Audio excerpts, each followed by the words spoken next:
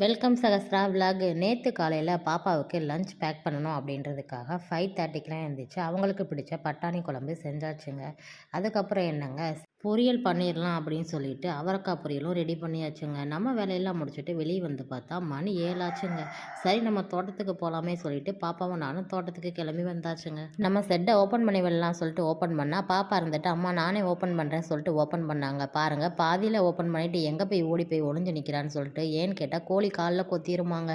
சரின்னு சொல்லிட்டு ரூமுக்குள்ளே இருக்க சிக்ஸை திறந்து விட்டாச்சுங்க. அவங்களும் குடுன்னு ஓடியே போயிட்டாங்க. இன்றைக்கி பனியும் ரொம்ப ஜாஸ்தியாக இருந்துச்சுங்க. பாருங்கள் எவ்வளோ பனி பெஞ்சிருக்கு அப்படி சொல்லிட்டு, சரி நமக்கு ஸ்கூலுக்கு லேட் ஆகுது அப்படின்றதுக்காக வேகமாக இற போட்டு வீட்டுக்கு போகலாம் அப்படின்னு இறைய எடுத்துகிட்டு வந்தாச்சுங்க.